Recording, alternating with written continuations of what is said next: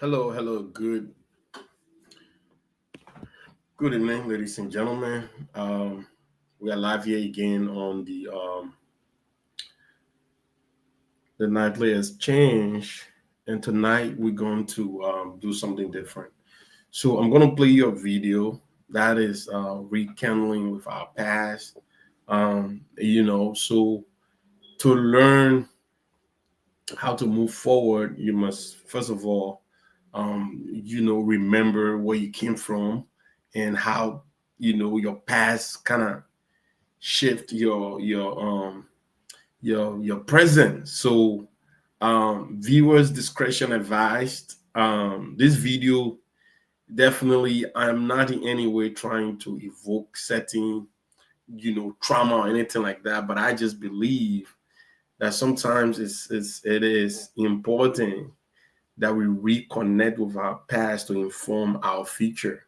So momentarily, I'm going to play this video. It's a documentary that I hope that you guys will enjoy. Please, if any part of it that you feel that it's not conducive for your watch, I'll truly understand.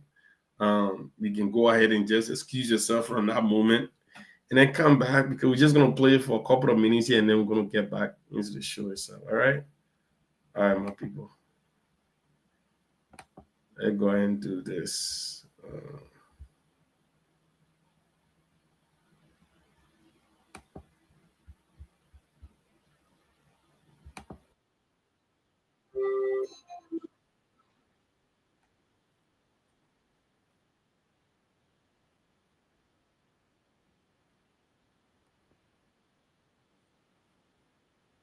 Whoever was going to run Liberia needed Firestone.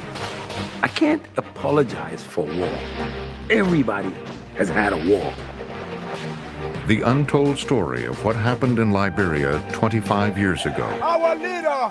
They were prepared to do Taylor's bidding. Firestone, they did not pay off warlords or give money under the table, didn't do any of those things. They did the right thing. Frontline and ProPublica investigate the deal. I had not seen this, and it's kind of amazing. In looking at these conflicts, it's always good to follow the money. Tonight, Firestone and the Warlord.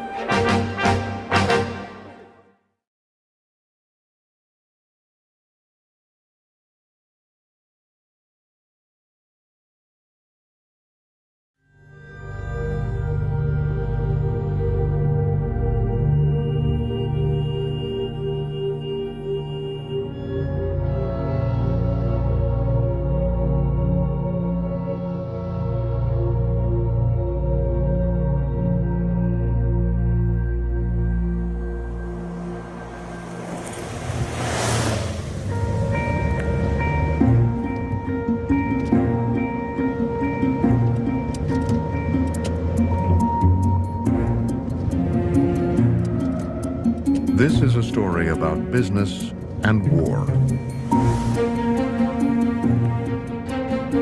It's a story about a small group of Americans and the choices they made many years ago.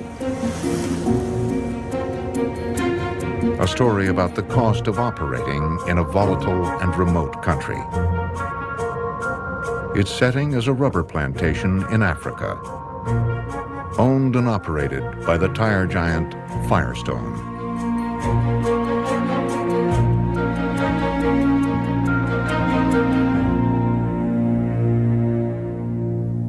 I'm Charles Bradford Pettit and go by Brad. I worked 31 years at Firestone.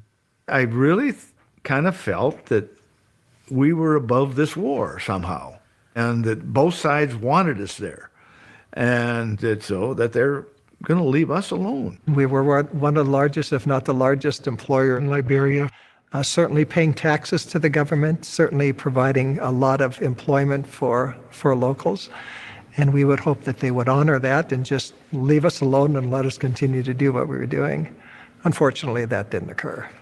They'd been through several coups and nothing changed very much. And we just expected to go right back having a good life. They helped run the largest rubber plantation in the world. A multi-million-dollar investment stretching over 220 square miles. I don't think you ever realized how big it was. But yeah, my first impression was, hey, this is a beautiful forest. It's a beautiful country. Oh, very pretty. The trees are all planted in a row and so forth, and a lot of humidity, a lot of rainfall, about 140 inches or more a year, and you can actually smell what I would call must, or decaying materials in the country, and it's something you get used to. The 24 expat managers who lived there along with their families were in their own world. There's our house boy. Hi, Mom. What are you drinking? This is pure, filtered, boiled water from Africa. That's Rick, our other yard boy. Where's Marco? I don't know. She's over there. You really didn't feel any danger other than a few of the rogues who would either break into your house or try and steal your money when you're in town shopping. Nothing seemed unsettled to me. I loved it. It was very, very enjoyable. But outside the plantation's perimeter, a rebellion was brewing. It was 1989. Liberia's president, Samuel Doe, was losing his grip. Doe had cracked down, jailing opponents, eliminating rivals. It all came to a head on Christmas Eve. Christmas Eve 1989, when a man called Charles Taylor emerged in the northern jungle declaring a revolution against Doe's regime. You right! You damn right! This is not a military coup. This is a pure civilian uprising. If Doe opened Pandora's box just a little bit, Taylor, ripped off the lid. Our leader! Our leader! The man behind the revolt was a little-known American-educated, smooth-talking charmer, Charles Taylor. I have told all of these men that we must be able to make a difference. We must be able to bring back what we've all wanted. He was very slick, kind of used car salesman slick, and not particularly threatening or overbearing, but not the kind of person you'd buy a used car from either. All I want to do is to bring back some sanity, some fair play in the country. A evil, venal sociopath who was charming, glib. I knew he was a criminal, that he'd absconded with almost $1 million, that he'd mysteriously escaped from jail in Massachusetts. He was a very unsavory character. At the time of the uprising, Taylor was running from the law, accused of embezzling nearly $1 million from the Liberian government. To pull together his guerrilla force, he had cozied up to several dictators in Africa, including Muammar Gaddafi.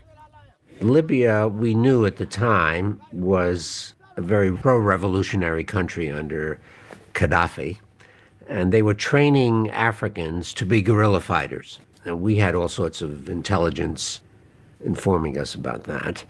And so Taylor and other Liberians whom he could recruit went into training there.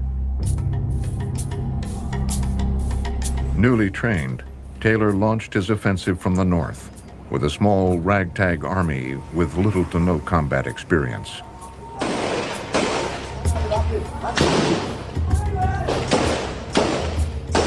You would have rebels advancing with their AKs held above their heads, just firing randomly down the road. There wasn't a lot of marksmanship. There was a lot of firing in the air. There was a lot of running away. They were not in army uniforms. They were in casual clothes, wearing wigs on their head. having some white chalks on their body, claiming it was some protection against bullets. They were weird looking, really. But they were mostly kids. These young fighters wearing fright wigs and, shower caps and women's dresses and bathrobes and shooting wildly and wearing juju, the talismans of Liberian witchcraft. As Taylor's army in masquerade wound its way towards the plantation, Elizabeth Blunt, the BBC's correspondent for West Africa, made a trip to Firestone to find out if the managers were concerned. We were invited to Sunday lunch. A couple of other journalists and myself, we went off to Firestone, and it was beautiful. It was green, it was peaceful. We had lunch in the clubhouse. I think our hosts were working very, very hard to persuade us that everything was normal. I don't think it was as normal as they made it look. And I think they were hoping that if the rebels did come, that they might be able to carry on. And for a while, at least, they did carry on. It really didn't affect us much until we knew that they were getting closer to Monrovia and therefore obviously closer to us. I was hoping that actually the rebels would go around the plantation, not come onto the plantation, and we would be able to continue to operate. There was a lot of political turmoil. Conditions were pretty good then, even under the circumstances, so we expected that if a civil war did get to Liberia or Monrovia, that it would be very quick and things would return to normal. For the expats, life on the plantation was enjoyable. We actually had a 9-hole golf course. The greens were oiled sand. Certainly during the rainy season, the fairways were nicer than they were in the dry season. You would have at least the length of your club to find some grass on which to put your ball. But it was nice. We would stay in each other's houses so that all golf teams didn't have anything to worry about. Clubs would be open for the evening for the ones that really liked to party. And there also was a fishing club there that nearly everybody had a boat for.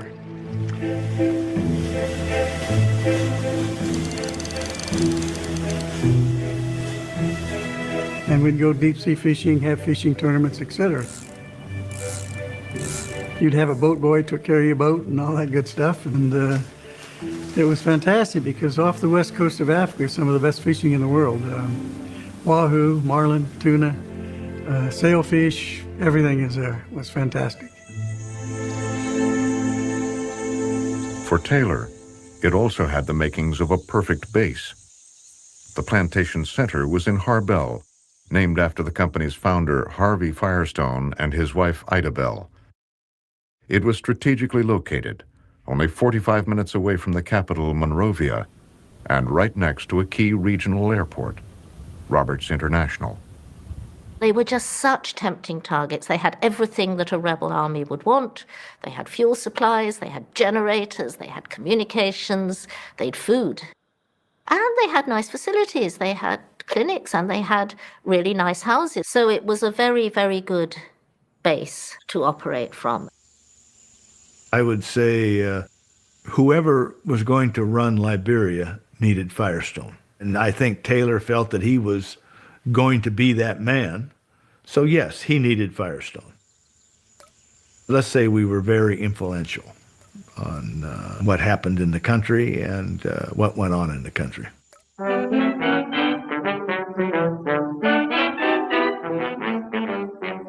The story of the Firestone Tire and Rubber Company of Akron, Ohio, begins in 1900. By the Roaring '20s, the company was a household name, and Harvey Firestone had become one of the top industrialists of that gilded age. There are few people who realize the importance of rubber and what it means to our commerce and welfare. With its auto industry booming, the United States was consuming around 70% of the world's rubber, most of it imported from British colonies in the Far East. Harvey Firestone was determined to find his very own source of rubber. And I urge upon the United States to get relief by investing in a country under their own control. This can be accomplished in Liberia, but in Liberia was ideal. The country was an ally of the United States. It had a large untapped labor pool and miles of land for planting rubber trees. The 90,000 acres was divided into 45 divisions. Each division having hundreds of trees, about 12 feet apart by 15 feet apart. So you had 8.5 million rubber trees, all in rows. In 1926, Liberia offered Firestone a chance to develop up to 1 million acres of land at 6 cents an acre. The Liberian negotiators were not knowledgeable about these things. So Firestone got the deal that said they would rent huge acres of land for small amounts for a long period of time. But I don't think that the original deal was in the very best interest of the country. The deal was controversial from the start, but for the Liberian government, it marked the beginning of a convenient business partnership.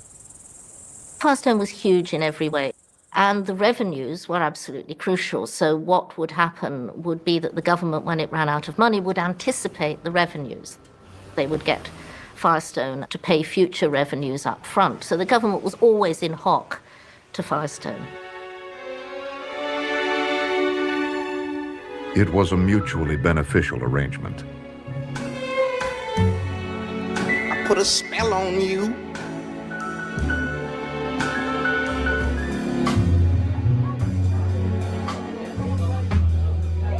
Firestone eagerly courted Liberia's elites, holding parties like this one, where management invited Nina Simone to sing. That's Harvey Firestone's son, Harvey Jr., on the right, next to the guest of honor, Liberia's long-ruling president, William Tubman. The country had been ruled since the 1930s by a man called William Vicanarak Shadrach Tubman Jr., who smoked cigars at war Hamburgs and appeared at official functions in tails. President Tubman was an Americo-Liberian, a member of Liberia's ruling class, many of whom were descendants of the freed American slaves who founded the country in 1847. Liberia was one of the very few parts of Africa that had not been colonized by a European power. It was settled in its more or less modern configuration by freed American slaves, and this group became known as the Americo-Liberians. The Americos had established their own brand of servitude, which excluded from power local ethnic tribes like the Pele, the Bassa, the Kru. The Americo-Liberians, to some extent, replicated the society that they had left in the United States, but they became the plantation owners, and the Liberians became the workers.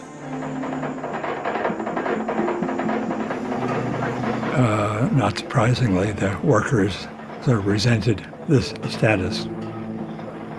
Life in much of Liberia mirrored the plantations of the American South.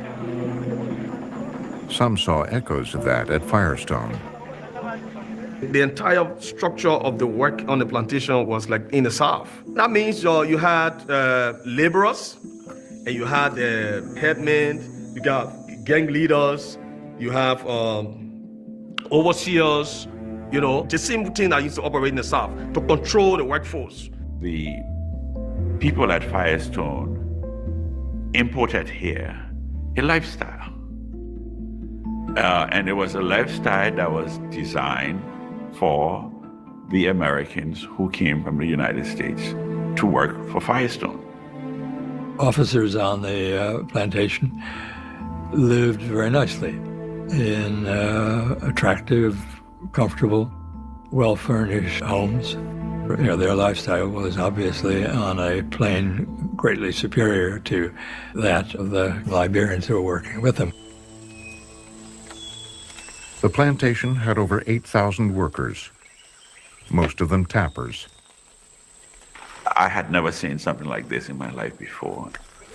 This scene of the tappers with the buckets slinging on their shoulders, moving around, emptying the cups of latex one after the other, and going to the truck and emptying it there and so forth. Collecting sap was grueling work, sometimes done by entire families for a few dollars a day. It's hard work, it's demeaning, and the pay is very small. If someone tries to complain, even though we were later, but we would hear them say, well, if you try to complain, people tell you, aren't you counting yourself lucky that you have a job? You got to stop complaining. So people just live with it like that. Liberian middle managers had it a little better. I'm Justin Knuckles. I was hired in Firestone in the year 1973, and I worked for Firestone inferior position up to 1990. The firehouse I have, what I can say was terrible because you had to get up and go and use the bathroom outside. You got to do everything outside. And a lot of flies. It was terrible. The houses have now changed, but up to 2002, that was the type of housing they had. I mean, no running water, and about 90% of the people live in that condition. But in one of the poorest countries in the world, Firestone offered its workers generous benefits. I got a scholarship coming from junior high school because I was the second in my class. And then I got a scholarship again to go to college. So they pay my tuition in college. I can say you consider yourself blessed if you were in Liberia working for Firestone because Firestone had a good educational program. They gave you food, they gave you water. You didn't make much money, but for men to live, you got to have certain things. And Firestone provide those things. But the Firestone workers were not immune to the resentment that was building across Liberia.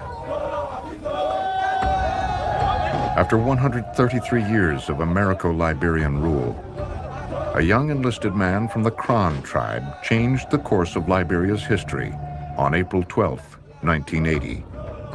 Liberia's President William Tolbert, a descendant of American slaves and a good friend of the U.S., was assassinated today in a coup led by an Army enlisted man who said that they're fed up with the government corruption. The new head of the government is the 28-year-old sergeant named Samuel Doe. Master Sergeant Samuel Doe eviscerated Tolbert in bed, disemboweled him. Doe then invited the world's press to come to Liberia to witness the execution of all the cabinet ministers that he could lay his hands on. It was very shocking, really, because of the way they executed the cabinet, who were old men, who were civilians. I think people would expect them to be locked up after a coup. They wouldn't expect them to be tied on the beach outside town and shot. The execution of the Tolbert cabinet on the beach, broadcast live on Liberian television, sent a pretty clear message that this was his country to control. For the first time since its birth, Liberia was no longer run by these mulatto, lighter-skinned Libero-Americans, but from someone from the interior. Doe gradually filled government posts with members of his Kron tribe, many who were uneducated and ill-prepared to run a country. One of the notable exceptions was Charles Taylor, who had recently returned from Boston, where he had received a degree in economics from Bentley College. He worked his connections and became the head of the General Services Agency. Doe, who was a pretty uncultured man at the time, had the good sense to put Taylor in charge of the office, which appropriates funds for government purchases. Taylor used the position to gain influence with Doe's staff. He bought new cars for the cabinet and surprised Doe with a stretch limousine. But as head of procurement, there were other opportunities. As you can imagine, that was a very lucrative job, and he made a lot of money. And nobody really minded until the money he made was President Dou's money. And then he fell out with the president and fled to the United States. Doe accused Taylor of embezzlement, demanding his extradition. Taylor was arrested and locked up, but not for long. Charles Taylor makes a rather dramatic prison break from a jail in Massachusetts, along with several other inmates. All of those inmates are eventually captured. Taylor is not, and regales in the afterwards that it was the CIA who helped break him out of that prison because he was destined to lead the rebellion to bring down Samuel Doe. There's all kinds of legend around it, but it seems he had a kind of underground network of people who helped him. He literally disappeared. Nobody knew where he was. We'd heard all the rumors that he had been to the States and escaped from jail and was making his way back to Liberia. 4 years after the jailbreak, Taylor's forces began their assault, heading towards the Firestone plantation.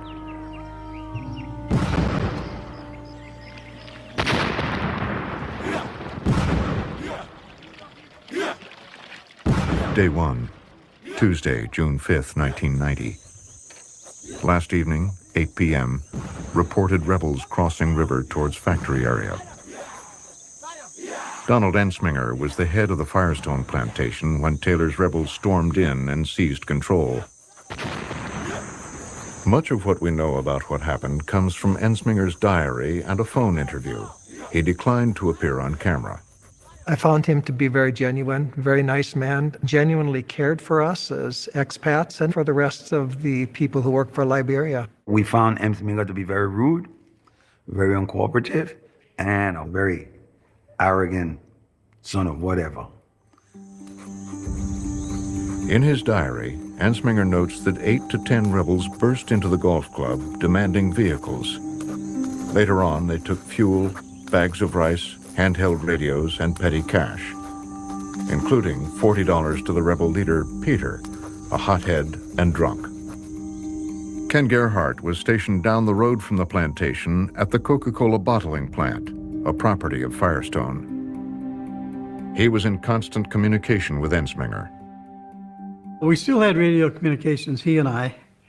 And, well, they were saying things were heating up because they were getting so many demands from Taylor's army. Money, food, whatever, you know. They wanted whatever they could get. And unfortunately, when they couldn't get it, they would go out in the villages and take what they wanted. So things were really heating up. We knew we were going to be out for trouble. They went to your house, if you had a private vehicle, or even Firestone vehicle, park in your yard, they would take the vehicle, take valuables. I mean, they said that they were at war with Mandingos and Crowns. So they were looking for Mandingos and Crowns, and as they identified them, they were killing them. President Dou's forces, the AFL, were mainly Kron. Doe gave the order to push Taylor off the plantation. AFL came in to, you know, got on the scene and targeted people from other places and killed them. You know, this was a kind of a seesaw, you know, a battle that was happening. And it appeared, from my perspective, that it was turning more into a tribal warfare, in essence. Doe, who was a Kron, from the Kron tribe, certainly didn't have any love loss between some of the other tribes that were apparently joining in the rebellion with Charles Taylor. And we knew that people were getting killed. We knew that it was very dangerous for them. From my perspective, a little apprehensive to determine what we would have to do, whether it would be safe for us to stay on the plantation or whether we would have to evacuate. The U.S. Embassy had advised U.S. citizens to evacuate, but the managers stayed put. On June 7th, Day 3, thousands of Firestone workers fled their homes. Steve Ramo took these photos. Many of the workers sought shelter at Ensminger's mansion. We started to see people walk towards the house. And like then more, and we estimated somewhere around 1,500 people, were standing in front of the general manager's house seeking refuge. They were crying, they were afraid, and they wanted refuge. Many of the expats, too, gathered at the main house. We would, during the day, kind of try and keep ourselves occupied. So I still played golf. Some of the other guys did too. And we just watched to see what would occur. We were hoping that once they had this initial battle, that things would move off the plantation. That was my hope anyway. As the battle raged, Firestone workers continued to seek refuge at the main house. But Ensminger says he had no other choice but to turn them away. They told us that we cannot. He cannot take us in because we are the ones who will be protecting him, not he protecting us. He said, it's Liberians that are coming. You are going to be safe among your own people. You don't need to come in. So only the expats can come in, not the Liberian staff. It made me feel very bad that that present management did not care about the well-being of the black staff. You know, hell was breaking loose, and they didn't care for them.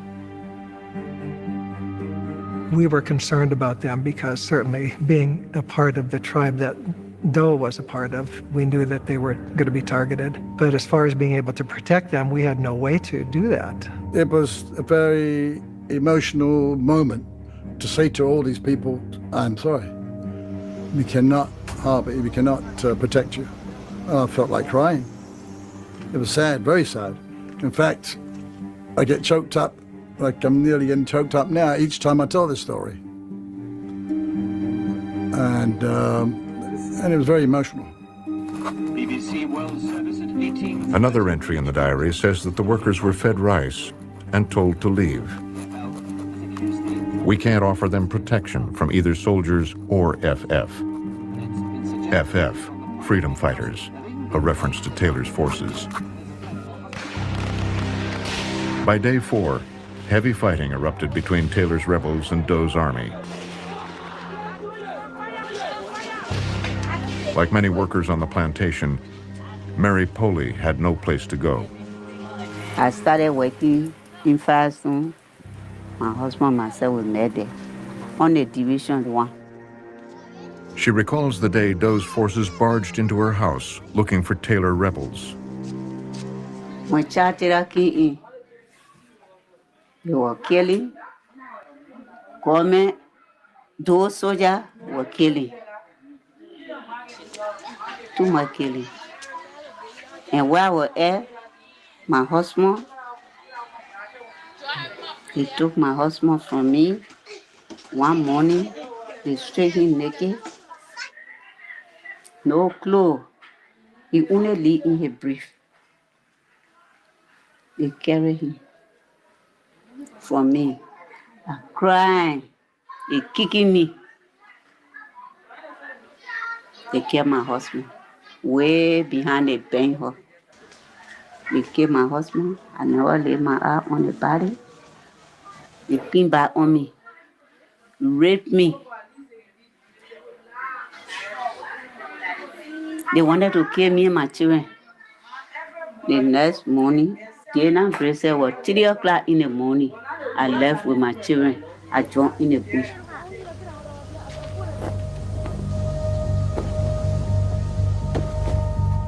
Day 9, we are totally helpless. The final blow was when they came to his house where he had assembled most of the managers so that they could be together. And one of them threatened to shoot him with an RPG if he was there the next day. And then we got them all out and left the country.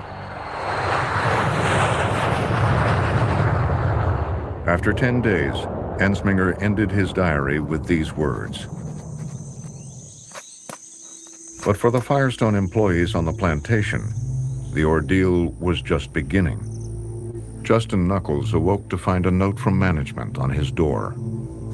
We're sorry we're going to stay. We hope to return when things improve. And how did that make you feel? Very, very insecure. Because we had a belief, as long as the Americans are on the plantation, we had a little hope. But now the Americans are gone. What's going to happen to us? Over the course of the next several months, the killing continued. Well, if they're the right tribe, they survived. If they weren't, they didn't. Gerhardt's employees at the Coca-Cola bottling plant were not spared. I had approximately 350 people, and 17% of them had been killed. My driver, my secretary. The story that bothered me the most was my driver. First time he was beaten. Second time they cut the soles off his feet. Third time they shot him. They cut the soles off of his feet? Yeah, right. With a machete. It changed my whole perspective of what was happening in the country. No longer did any of us feel that it was going to be a swift coup and so forth, and human rights would be, adhered to, but they were not. It had pretty much got really out of hand then.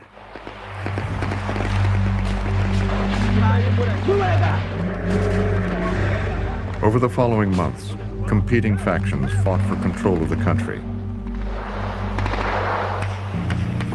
It was a civil war, marked by atrocities on all sides. After months of bloodletting, Taylor and his NPFL gained the upper hand. By the fall of 1990, Taylor had seized most of Liberia, with the exception of Monrovia. The capital was still up for grabs, contested terrain. And President Doe became the most prominent casualty. He was captured and stripped to his underwear by a former Taylor commander, the warlord Prince Johnson.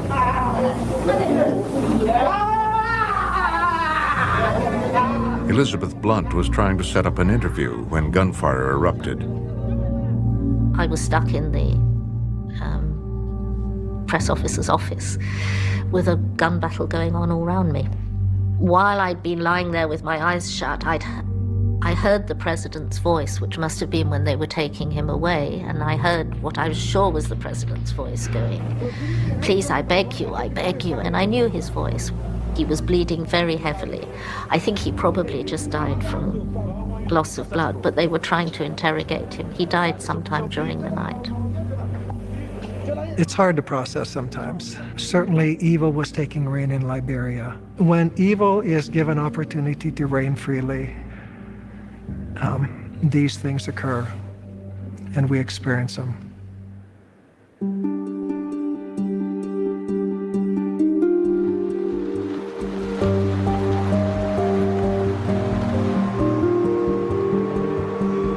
In the late 80s, 40% of the latex used in America came from Firestone's plantation in Liberia. In the industry, Firestone's product was considered some of the highest quality latex in the world. At company headquarters, top managers were under pressure to get the Liberia operation back up and running. When you can't produce latex, can't produce block rubber, can't get it sent out to the end users, I would assume we were losing lots of money. It was a big deal because it was their own source of rubber for the tires. And it was the largest plantation in the world, and they had a market established over many, many years, so it was very important to them. Firestone had been bought by the Japanese conglomerate Bridgestone in 1988, and the corporation had been losing money. Executives in Akron began to plot their return. Firestone's intent was to make money. Always has and always will. We're in the business to make money. So if it's not making money, let's make it so it does. Why did we go back? Because we felt sorry for the people that were there? Probably not. We wanted to get the investment earning money again. One of the first things management did was hire a Liberian attorney based in the U.S. The meetings actually took place in Akron in 1990 at the old big Firestone headquarters, a big building there in Akron. The discussions focused on what to do next. Would you have to deal with Charles Taylor? Could you do that? There was tremendous worry about the safety of their employees, most particularly the 8, 9, 10,000 Liberians that they employed. So how can we help these people? What do we do next? So it was a real dilemma for the company and a lot of, I would say, soul searching and really tough decision making that had to be done. Much of what we know from the era comes from corporate records that until now were buried in a long-forgotten court file, and hundreds of State Department cables obtained through the Freedom of Information Act. One of the earliest documents we found was a letter signed by Donald Ensminger on October 3, 1990. It's addressed to Commander-in-Chief Charles Taylor, requesting a meeting. The second one, sent a week later, all sides need to recognize that Firestone continues to incur major losses as a result of hostilities. Then, 3 months later, one of Taylor's aides sent a letter back to Akron. President Taylor has directed us to inform you that your team should come to Harbel to make the necessary assessment of the plantation. A few weeks later, a small group of Firestone managers headed back to Monrovia. We were each given a survival kit. That's your responsibility. The mission is to go back and start the plantation, start up the plantation. The managers had been away from Liberia for 8 months. They were shocked by the country they found. It's a disaster completely. I saw very few dogs left. Everything had been eaten. All the palm trees had been cut down for the cabbage on top because everybody was starving to death. No cats. And if you saw a rat, he was big because he'd been well fed. On the streets, when I started driving around, you'd be driving over human bones on the streets. You couldn't miss them. The managers found it hard to get to the plantation. Taylor was making life difficult for them. The rebels were on the plantation and up to the suburbs of Monrovia. The higher management was talking about getting back onto the plantation. But I think we realized that somebody didn't want us to go back to the plantation. So they waited. In Monrovia, there was an uneasy peace. The city was in the hands of an interim government, but the interim president was president in name only. The U.S. had abandoned us. The United States government officials were very clear that there was not to be the nature of the intervention that many Liberians expected. The concern I had was that there was an interim government without any constitutional basis. There was Charles Taylor, who by force of arms had taken most of the country. And these two different governments from a legal or constitutional aspect had no legitimacy, if you will. The task of keeping law and order was delegated to a West African peacekeeping force that went by the acronym ECOMOG. The acronym got converted by Liberians into every car or movable object gone because these West African peacekeepers spent most of their time stealing things and looting the country and shipping it back, in most cases, to Nigeria. For Taylor, they were foreigners, war tourists, posing for pictures. Without a foothold in Monrovia, Taylor set up a parallel government in what he called Greater Liberia, with a new capital in the town of Banga. Taylor called himself president. He called his wife of the time the First Lady. He called his house in Banga the Executive Mansion, but it was a house, it wasn't an executive mansion. And the Minister of Communications basically was the guy who carried the satellite telephone. You know, he wasn't a Minister of Communications. The only thing he's interested in is absolute power, and he has it nearly out in the areas he controls, not only by the landmass, but because that's where Liberia's riches are. That's where the rubber is, that's where the timber is, that's where the diamonds are. Why come to Monrovia? There's nothing there to exploit. As Taylor's ambition for money and territory grew, he expanded his reach to neighboring Sierra Leone. He recruited thousands of new fighters, many of them children. For his own presidential guard, Taylor created a special division of young boys. They were formerly called the Small Boys Unit. They were very young boys, very often orphans, that somehow became like his sons, and they would do anything for him. And they manned these roadblocks across the country, wherever the front lines were. They adopted horrifying names like General Me Quick, Dead Body Bones. Got to the point where they would bet, if a pregnant woman was walking towards the roadblock, they would lay bets on what sex the fetus was. And they would open her up with a bayonet to see. And they would just dump the bodies right there. Mr. Taylor seemed quite proud of his SBU, Small Boy Unit. All of them were the Taylor shock troops. There was also a lot of drugs that were circulating and probably administered or encouraged by the MPFL. So it was a pretty, in some ways, disorganized, crazy, but also terrifying kind of a phenomenon to be rushed by a lot of folks pretty much out of their heads. During this war, we picked these kids up in villages, in towns, on the highway. Just there. 7, 8, 9-year-old kids. You put them in the pickup, you take them home. You feed them, you give them a bath, you tell them, okay, you are my SBU.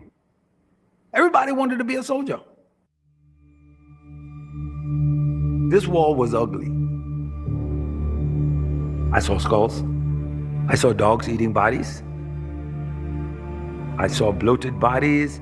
I saw exploding bodies. I saw women dead. I saw children dead. I saw babies dead.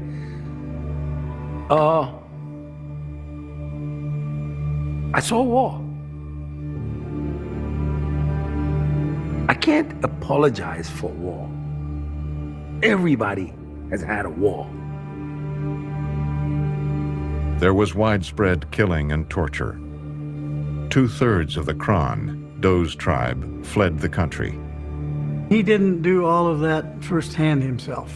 I mean, he let his boy soldiers do that because there was no control of them. He knew what was going on, but he didn't know who was doing what, when, or where. We knew there had been, there had been fighting, there had been killing, and there had been some ethnic reprisal killings. But at that time, from the information available to me, and I think to Firestone, Taylor did not appear to be conducting genocidal activities or war criminal or anything of that kind. And indeed, the United States government had not discouraged Firestone from contacting Taylor and seeing what could be done. But Donald Ensminger told us Firestone was getting reports about the atrocities being committed. Human Rights Watch had warned publicly that the Kron tribe was at risk of genocide. And in reports, even the State Department had said Taylor's NPFL forces had been killing civilians, primarily based on ethnic considerations. Liberia's Truth and Reconciliation Commission would later collect data on the violations committed by the NPFL during the Civil War. ProPublica tallied the numbers for the first year of the invasion. 6,424 killings, 820 kidnappings, and 631 rapes.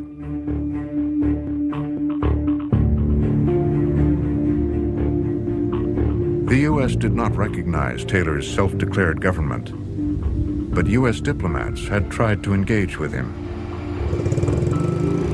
Assistant Secretary of State Herman Cohen who was the top-ranking official in the State Department for Africa, had in earlier months made a trip behind rebel lines to meet with Taylor. It was rather frightening because his compound was surrounded by young boys, I would say ages 12 to 14, all carrying heavy weapons.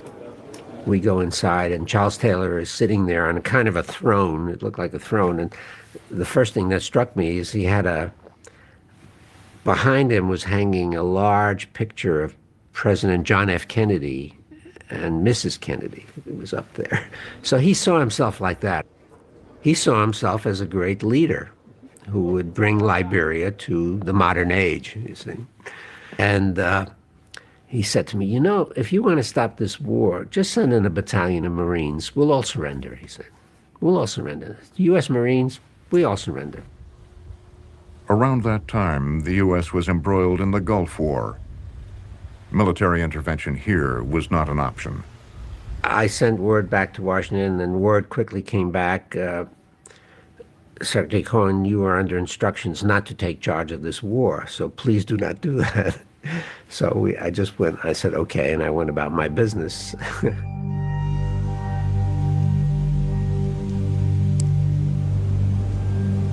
After months of waiting, the Firestone managers were growing restless. They were holed up in a compound in Monrovia, unable to work on the plantation. We asked, could we go to a plantation, talk to the rebel forces there, and we want to start the plantation again.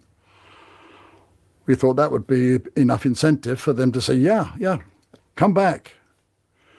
But that wasn't the case. Taylor was ignoring Firestone. He may also have taken offense to the tone in Ensminger's letters. They were not fawning. They were all business. They didn't even address him as president. Looking for a breakthrough, Ensminger decided to visit Taylor in Bonga. He asked Ken Gerhardt to come along. Well, we were hopeful that we were going to get a little more latitude on what we wanted to do on the plantation. That was our hopes of going up there.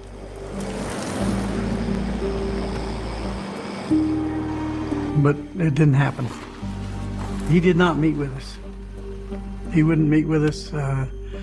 We slept on the hard floor all night from one room he gave us and went back the next day. From the cables, we know that some U.S. diplomats were discouraging Firestone from dealing with Taylor.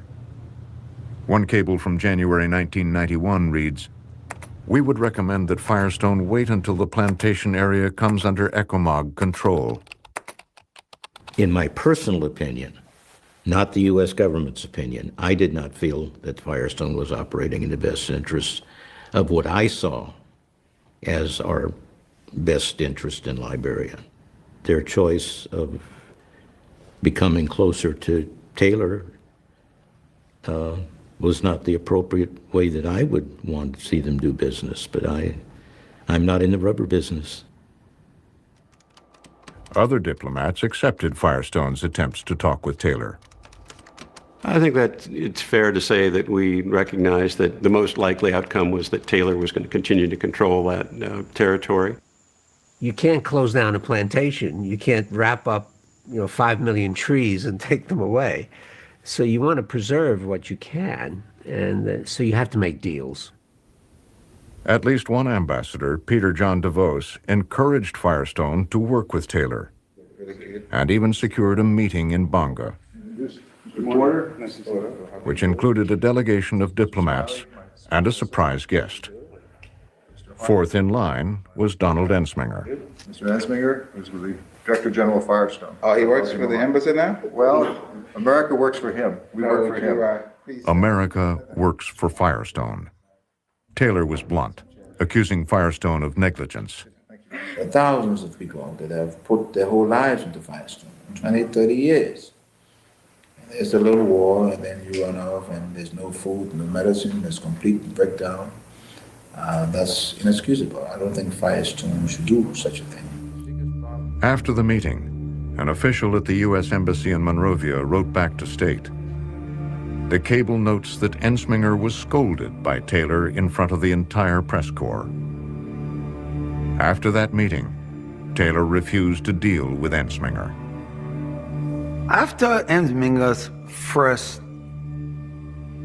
mistake, when he came to Banga, he was very demanding. They just wanted what's for Firestone to be for Firestone. And after the talks broke off, we insisted that they have to send someone we can work with. Naturally, Taylor wants everything his way, and Don didn't. He wanted it Firestone's way. So it's probably two guys butting heads. Firestone sent Ensminger's boss in Akron, John Schremp, to get things back on track. John Schremp and there was another guy. They came, they met with Taylor, and Taylor said, look, you abandoned your people. What about them? When you come back, what can you do for them? What are you going to give them back pay? What? Charles Taylor insisted on a number of conditions.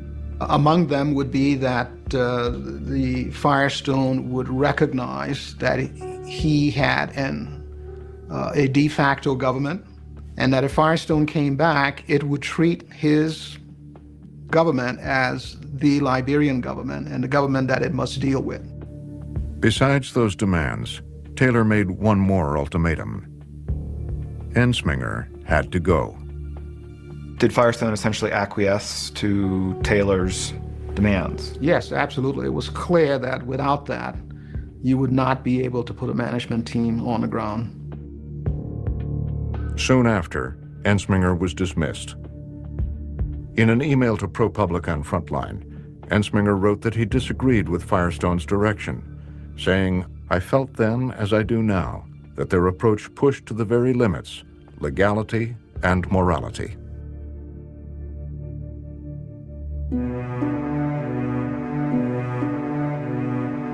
It had been a year and a half since Taylor took over the plantation. Firestone was losing money, and it was worried about reports that the plantation was being ransacked. The board of directors sat down to discuss its options. We assumed they were making their own arrangements. They wanted to stay in business, and they would do whatever is necessary to stay in business. They were prepared to do Taylor's bidding. If Taylor says, "I'm president," I'm at least de facto president. Then they said, well, we see the de facto president and we do business with that president. The easy answer for Firestone, in my opinion, would have been to just say, we're out of here. It's risky, it's scary, economically it doesn't make any sense, so we're just gonna shut it down and walk away. But if you felt a sense of responsibility to Liberia, and most importantly, to the workers, people you work with for years, it had no other choice. The decision was to stay. They had a choice. They had a choice. I don't understand this notion of not having choice over the corpses of Liberians. What is that supposed to mean? Choice to become a launch pad to rain war on Liberians? I don't accept it. It's about making money. It's not about the people who help to create the wealth. It's not about the country. It's profit, profit, and profit. On December 17th, 1991, the board agreed to make a deal with Taylor. It was a pivotal moment for the company. In exchange for being able to return to operations, Firestone would make a significant capital investment to restore the plantation. The company would agree to use a shipping port under Taylor's command. Taylor would reciprocate by offering security for the managers at the plantation. The documents also show that the deal would ultimately include, quote, tax payments. In careful columns and rows, internal company records show a schedule of tax payments, including income taxes, Social Security payments, and rent, equipment, and rice, valued at $2.3 million. I had not seen this, and it's kind of amazing that it is so broken down by columns. And who the hell are the pension beneficiaries? It's amazing, isn't it? You know, until now I hadn't seen this. But with this, I can say very clearly that Firestone was in complicity. And I wish our government today would raise this issue with Firestone. I think the Liberian people deserve some explanation to these types of transactions. I think so. We presented the documents to the current president of Liberia, Ellen Johnson Sirleaf. This is one document that has not been brought to my attention, although you do hear rumors that Firestone paid taxes, to the Taylor government and whatnot. But at this stage, quite frankly, we don't know, and sometimes we don't even want to know. We just want to proceed. The deal between Taylor and Firestone was sealed and made official in a memorandum of understanding. It was a significant victory for Taylor. I suspect he felt this would be a feather in his cap in the eyes of Liberians. So I would think that that was something he wanted. We wanted Firestone on the ground because it gave credibility. One, for every employee at Firestone, as little as they get, they have about a secondary and tertiary family of 8 people. So for 1,000 people, you're affecting their lives and providing sustenance for 8,000 people. We needed Firestone to keep people busy. The agreement was neatly laid out on Taylor's stationery with its telltale scorpion emblem. I was not party to it, so I can't really comment. Basically, I refused to sign any paper with Charles Taylor's name on it. But I believe they did do that in order to open back up. In our investigation, we found a letter on microfiche from the Firestone executive John Schremp to the interim government. He insisted the company was not taking sides with Taylor's government, the NPRAG, and he expected hostilities would soon end. He wrote, "In the end, we had no viable choice but to accede to the preconditions set by the NPRAG for our return to the plantation.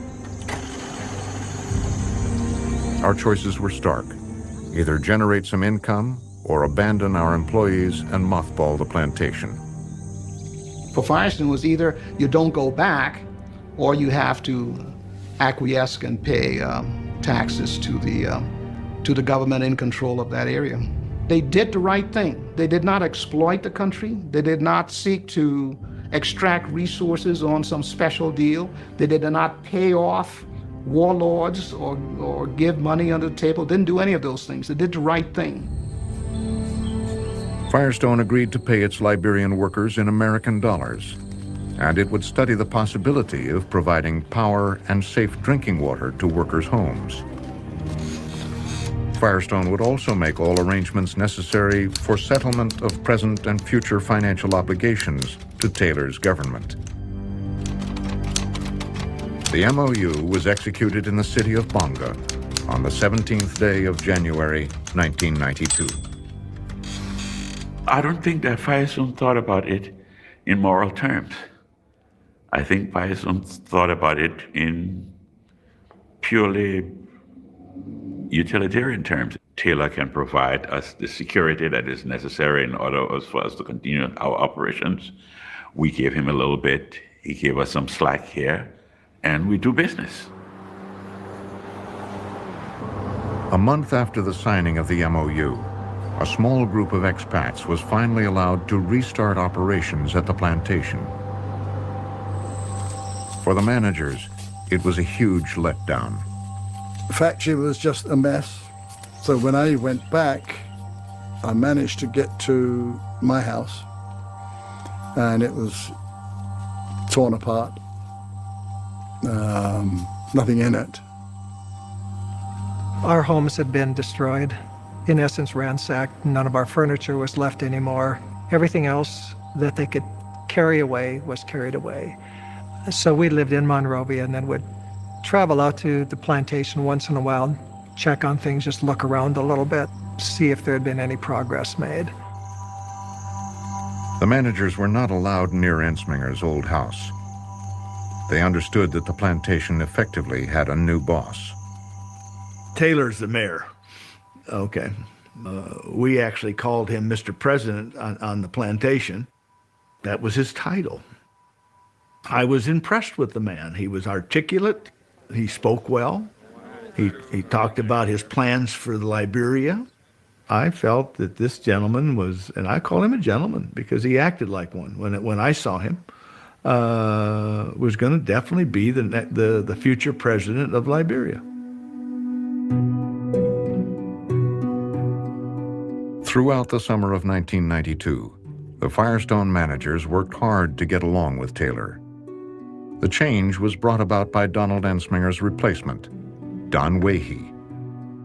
Wahey was a genial, hands-on manager with experience. He had run the plantation in the 80s and had close connections with Liberia's ruling elites. He passed away in 2010.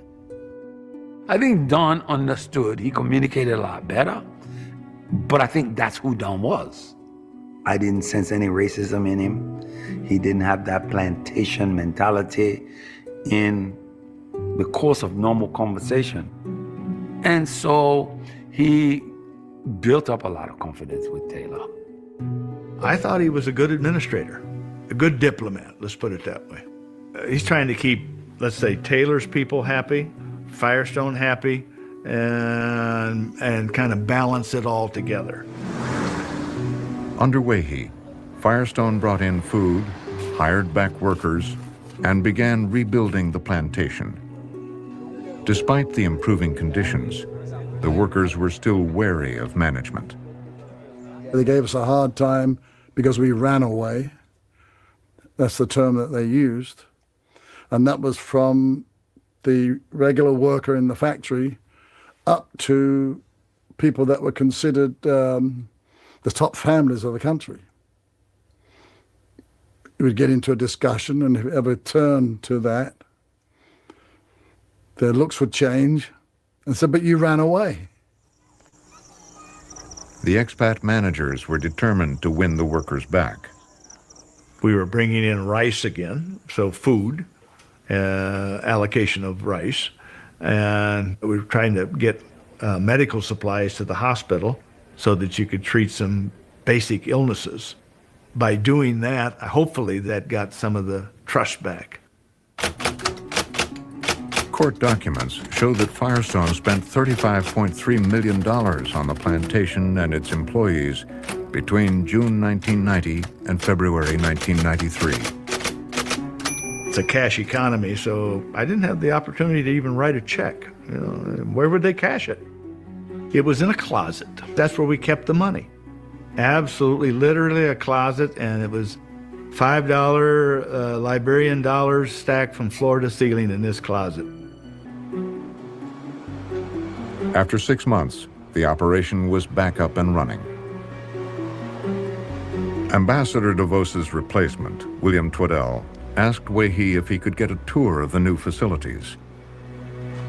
It looked pretty good, but he didn't, Don Wahey, nor did anyone else say, we are overrun or fear being overrun by NPFL. I think they were living with the NPFL among them. We can't take the plantation and say, well, let's pretend it's over here and he's not there. He's there and he's in charge and he's got the guns. Should we have waited? Probably, yes.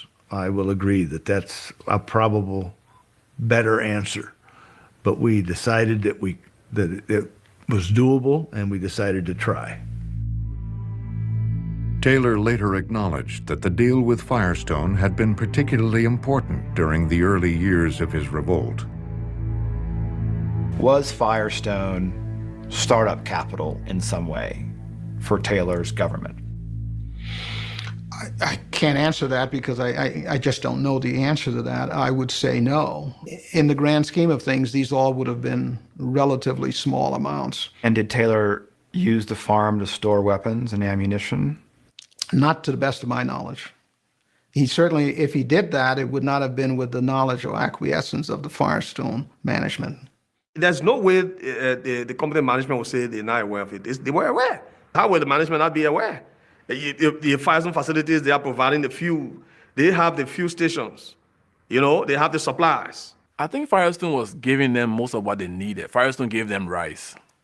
Firestone gave them gasoline. They needed gasoline for all of the cars they ran. And they had taken some Firestone vehicles and they were using them. Despite accounts of Taylor's forces being out in the open on the plantation, Firestone managers say they had no way of knowing what he was planning next. You got to realize that you couldn't see very far on a plantation because everything is trees and tall trees to boot. So your vision was very restricted.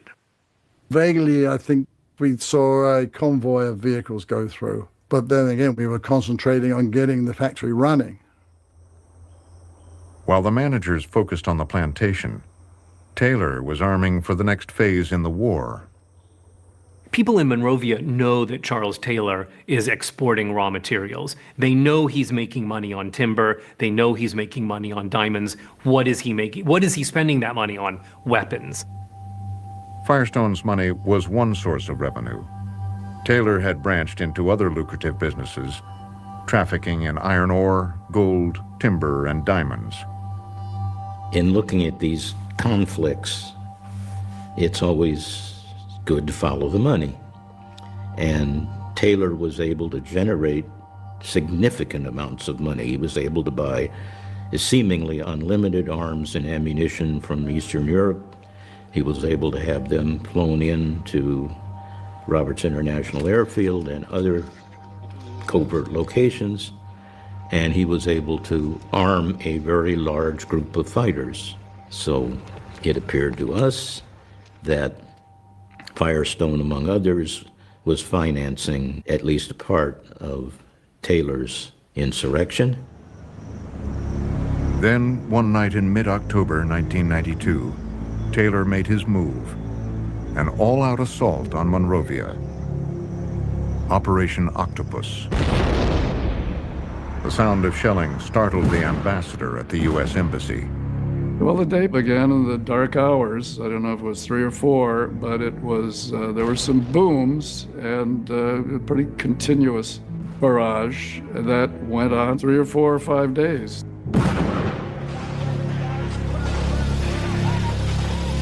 It was pretty wild.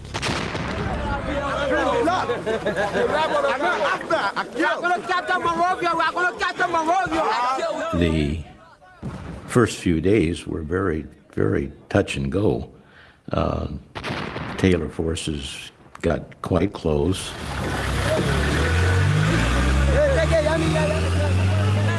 The perimeter shrunk to probably 2 miles or so. And you always had a flak jacket hanging up in your office. The siege of Monrovia was brutal. Scores of Taylor's young boys died crossing the swamps leading into the city. After a week of heavy fighting, Taylor's offensive stalled in Monrovia's suburbs. Ecomog decided to take the upper hand. The plantation had been turned into a major military installation. Firestone provided the backdrop for this, provided the rear base, the rear guard base, provided the ammunition depot from which ambushes could be set and all of this could happen. That operation needed to be dismantled. Ecomog set out to destroy Taylor's stronghold on the plantation. We're watching the planes dive and dropping the bombs and pulling up, and it was just, oh, that's cool. Look at that. Hey, it's a show. It's not going to bother us. We're safe. Reminded me of Second World War, looking for doodle bugs in the sky. And we would look to see where they were, to see possibly where the bombs would land. But you never had an idea of that. You didn't know where they were going to land. And then, just as a group of workers and children had gathered to play a game of soccer, Ecomog jets appeared in the sky. There were guys on the football field playing, and then the next thing we saw, they started releasing bomb. And people started running. And the direction people were running in, that's where we were going, they're releasing bomb. People's limbs got caught and stuff like that. And then, they were running to the hospital here and there. They were, it was just terrible. Around 40 people were killed. We got word of it, and Don Wahey immediately jumped in his car with the logistics man, we'll call, from Taylor, and they went down there to try to assess the damage and see what happened and settle things down. After witnessing the scene, Wahey agreed to a televised interview. It's a devastating experience to witness something like this. I would find it hard to think that what we are engaged in here would have any value other than something that would be to the well-being of the world.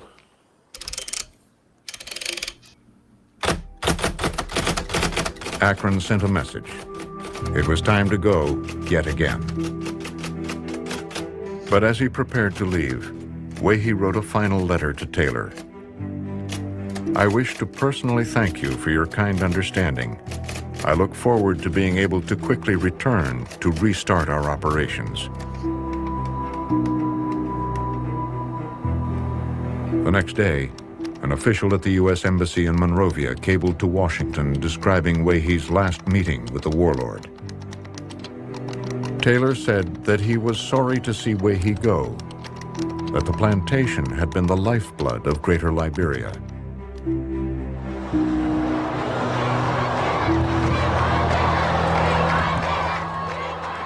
As it turned out, Taylor would never manage to capture Monrovia. But after 4 more bloody years of war, Taylor would run for president and win. The mantra was, at the time, he killed my ma, he killed my pa, I will still vote for him. They had the perception that if he didn't win, he would start fighting again. And what they wanted was the war to stop. So they were pretty sure that he wouldn't stop in any other way than by becoming president, so they let him be president.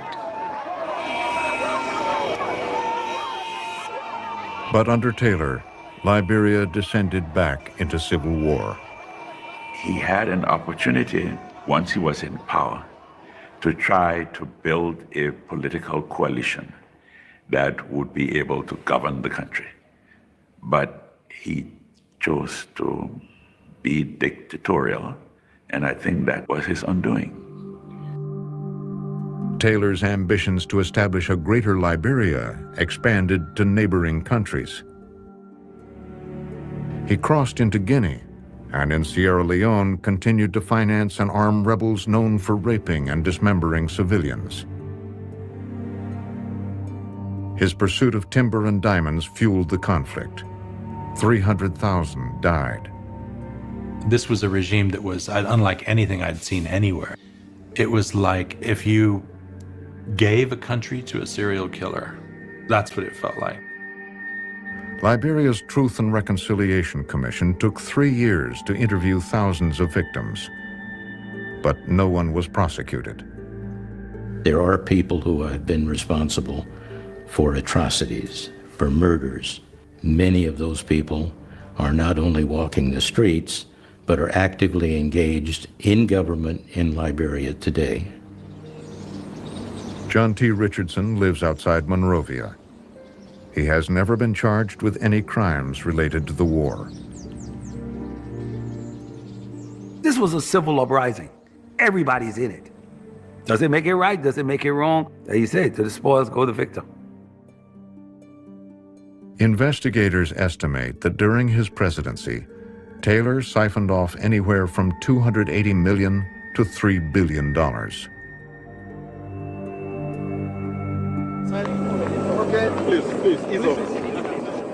Eventually, he would be arrested and tried at The Hague.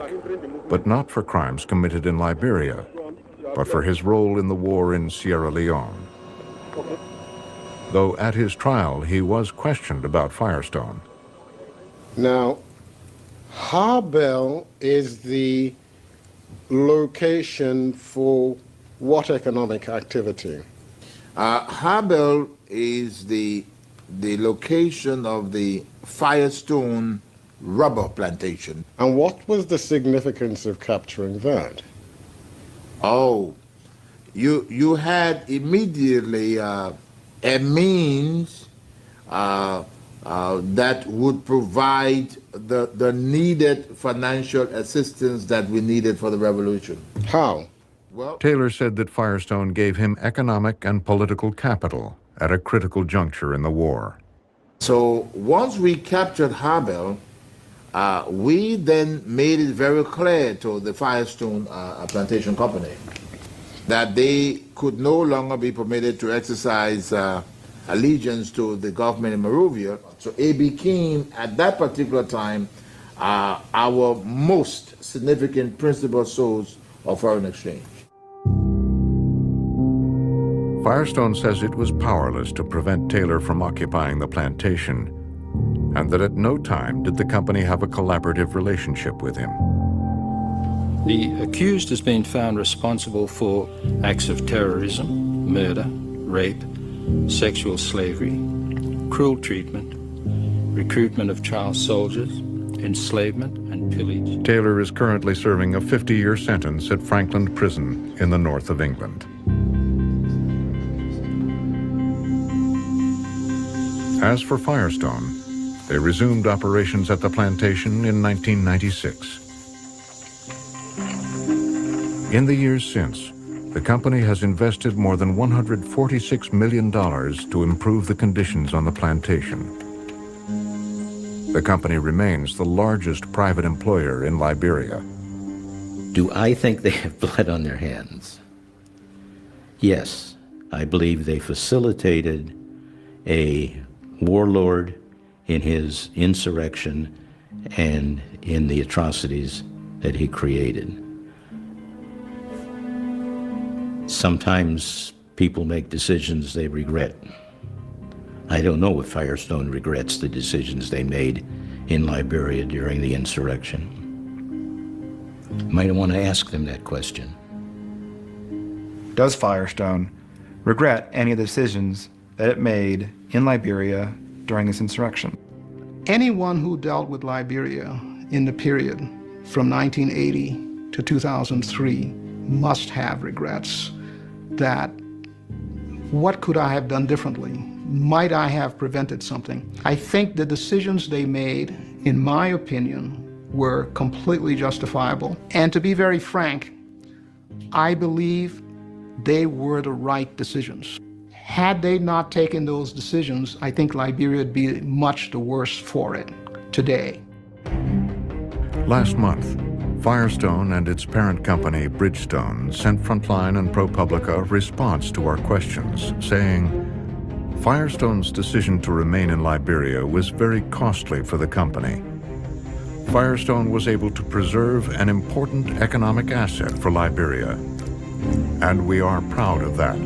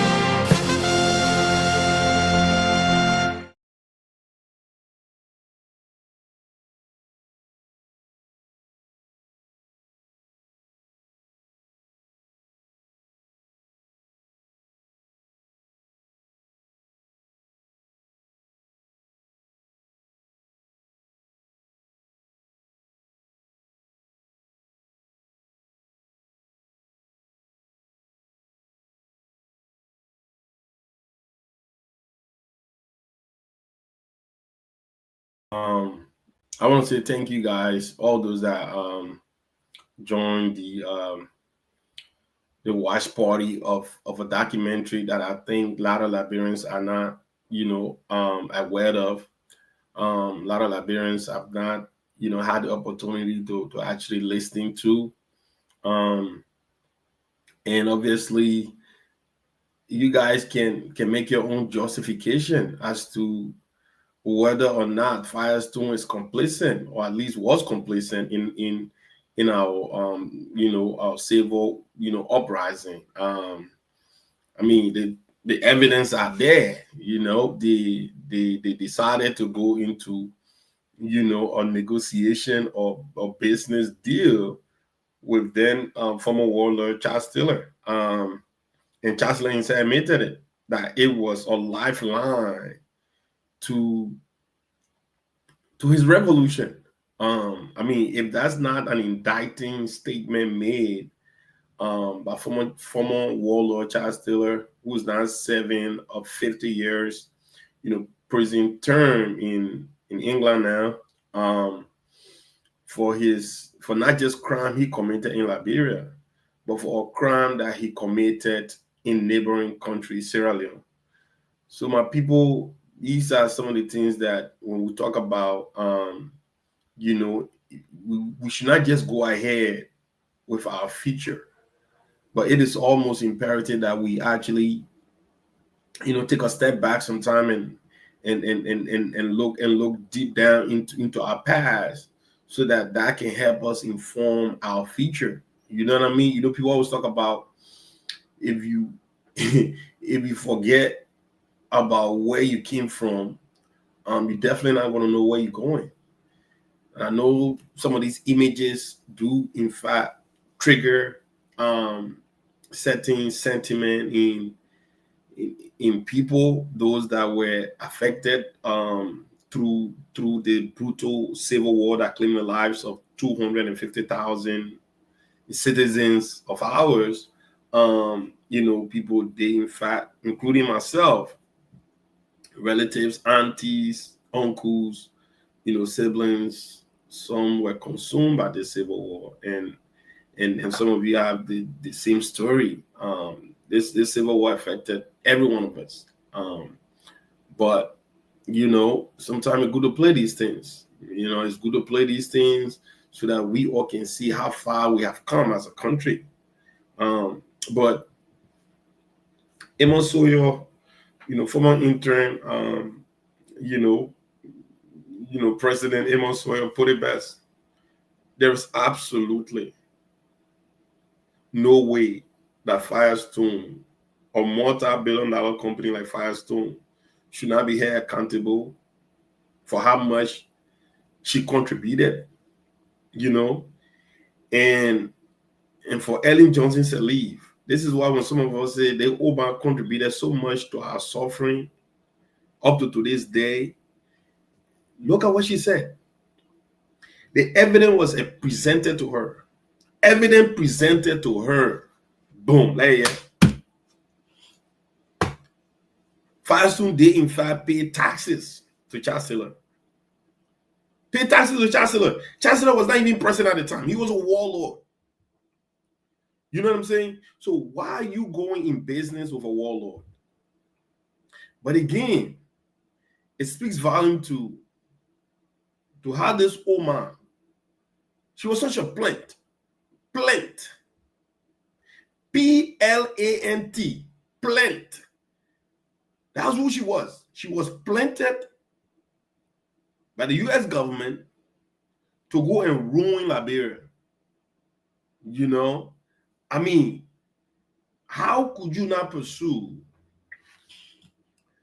a document that was presented to you, right, enumerating Firestone complicity in our civil war?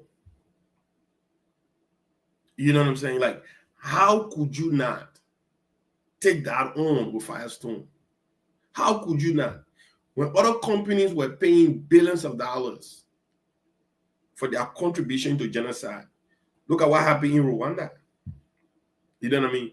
Companies that helped facilitate the genocide, they all pay money, right?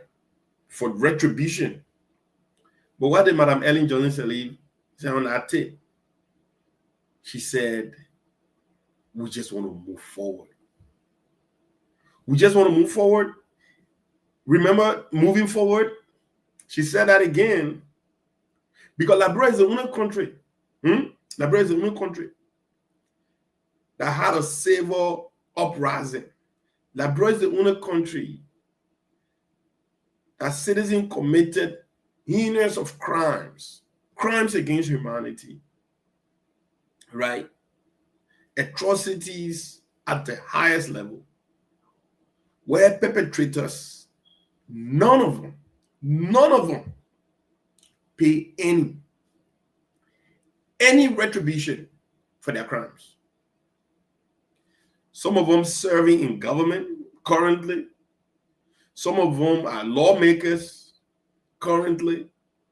You know, nobody went to jail. Nobody was held accountable. Because even Ellen herself, she was one of the biggest financiers of the Civil War. She contributed to child sale of $10,000. That's on record. You know what I'm saying? So basically, that's the country we have. So when you see how everything is upside down in our country, because after our Civil War, we did not take our time to straighten things up. After our Civil War, we did not, you guys heard it in the documentary. The TRC, the Truth and Reconciliation Commission, they supposed to spend 3 years interviewing families, relatives, and victims. 3 years. All that 3 years went into waste because nobody was held accountable for anything. Even though perpetrators were in the country. Liberia is the only country where these guys and girls committed atrocities, top individuals, well-known individuals that committed crimes against humanity. After the Civil War, none of them went into exile. They all stayed in the country, but yet nobody persecuted them. You know why? You know why? Because the person that's supposed to sign that into effect, Madame Ellen Johnson Sirleaf, she couldn't have done that because, number one, if she come and sign that, knowing that the role that she played into the in the Liberian civil, crisis, she was going to be, jacked. So that's the whole thing. And the only reason why the woman didn't want to go around that thing. Anytime people talk to her, she say, you know what? Let bygone, let be bygone. Liberians are sick and tired about this civil thing. We just want to forge ahead as a country and reconcile and forgive. And no, bro, I'm sorry. You have to set deterrence. You don't forgive these kind of things. People need to pay for their crimes.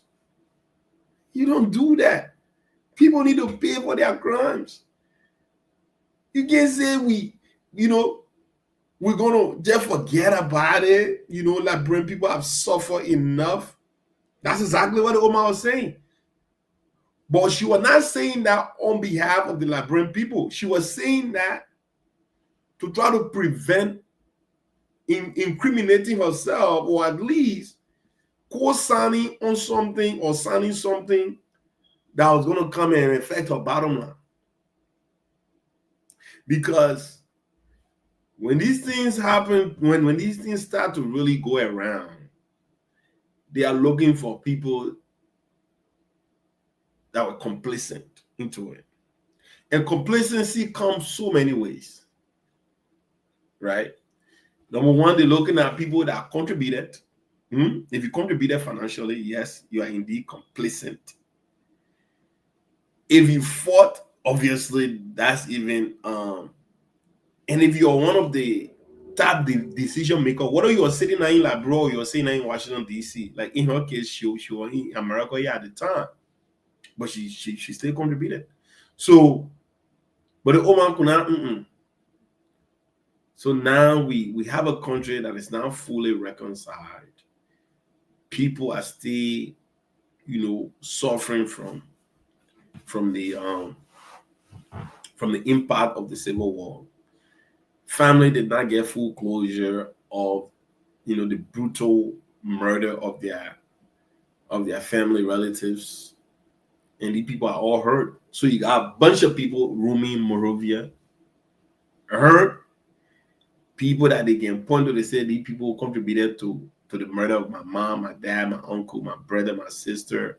They seen the people drinking wine, beer all over the place. They seen them. But society, the government, had absolutely no interest to persecute them. So there we are. So we're gonna be going like every weekend, every Saturday. Definitely gonna come again, play these documentaries, find different ones, because number one, we need to be able to put things in proper context, right? We need to put these things in context, knowing exactly what happened, who did what, and then stuff like that. So, excuse me. So that's what we're gonna do. And I just want to say once again, thank you so very much. If you have not subscribed to this channel, please go ahead and do so. If you have not liked and share, please go ahead and do so, because we're trying to build a community here, and we can't build a community without you guys. So I want to say those of you that you know what I mean, that always showing all love and stuff like that. Myself, Amy, and the rest of the panel, we want to say thank you guys so very much. We appreciate your contribution. And look, man, if you have any business that you want to advertise, you got any message that you want to put out there, any special birthday greeting that you want to send to somebody, any wedding anniversary that you have, you know what I mean, hit us up. You know what I mean? Hit us up. We'll make it happen, because at the end of the day, man, we are all in this. We want to celebrate in your celebration. We want to, help enhance your business, growth and all of that stuff. So if you got anything going on, whether here, America or in Liberia, just send it to us and we will help you, do what we can do to help you, man, because you guys are helping us by coming on the show and sharing and commenting and keeping us, grounded and all of that stuff. So the least we can do is also help you guys too. And then when the business start making money, then you know what? Then you're not forgetting about us too, right? So we're all gonna grow together. So please, once again, man, I want to say thank you guys from the bottom of my heart, on behalf of myself and the rest of the team here, man, from the Nightly Exchange team. We want to say thank you so very much. Have a good night. Be blessed and see you on Monday again. Thank you very much. Good night. Bye.